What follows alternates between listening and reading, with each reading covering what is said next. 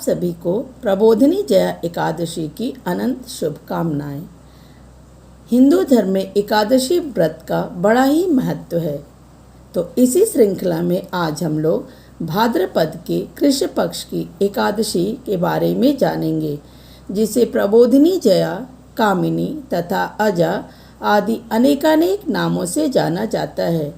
इस दिन भगवान विष्णु की पूजा अर्चना की जाती है। पूजा के पश्चात रात्रि जागरण करने से ऐसी मान्यता है कि सभी प्रकार के पाप नष्ट हो जाते हैं तथा पूर्व जन्म की समस्त बाधाएं दूर हो जाती हैं।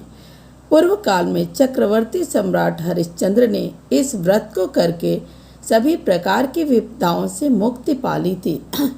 पुराणों में इस व्रत से जुड़ी कथा इस प्रकार है।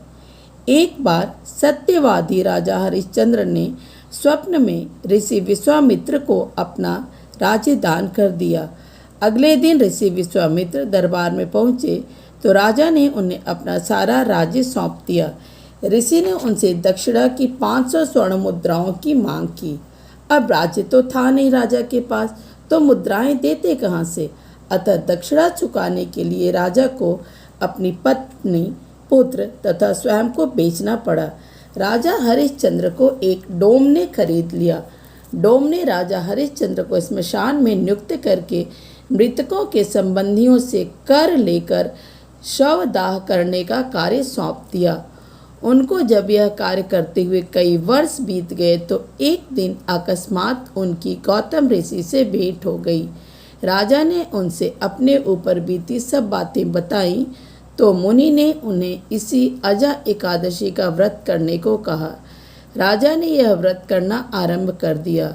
इसी बीच उनके पुत्र रोहितासु की सर्प के डसने से मृत्यु हो गई। जब उसकी माता अपने पुत्र को लेकर अंतिम संस्कार हेतु स्मशान पर गई तो राजा हरिश्चंद्र ने उससे स्मशान का कर मांगा, किंतु उसके पास कर देने के लिए कुछ भी नहीं था। फिर उसने चुंदरी का आधा भाग फाड़कर स्मशान का कर चुका दिया। उसी समय आकाश में बिजली चमकी और प्रभु प्रकट होकर बोले, हरिश्चंद्र, तुमने सत्य को जीवन में धारण करके उच्चतम आदर्श प्रस्तुत किया है। तुम्हारी कर्तव्य निष्ठा धन्य है। तुम इतिहास में सदा सत्यवादी राजा के नाम से अमर रहोगे। राजा हरिश्चंद्र ने प्रभु से आशीर्वाद मांगते हुए कहा कि हे भगवान, यदि आप मेरी कर्तव्य निष्ठा और सत्य से प्रसन्न हैं तो इस दुखिया स्त्री के पुत्र को जीवन दान दे दीजिए।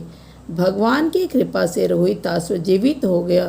तीनों प्राणी चिरकाल तक सुख भोग कर अंत में स्वर्ग को चले गए। इस प्रकार हमारा यह वीडियो यहाँ पूरा हुआ। उम्मीद करती हूँ आपको मेरा वीडियो पसंद आया। यदि चैनल पर पहली बार आए हैं तो चैनल को सब्सक्राइब करिए, वीडियो को लाइक और शेयर करिए। धन्यवाद।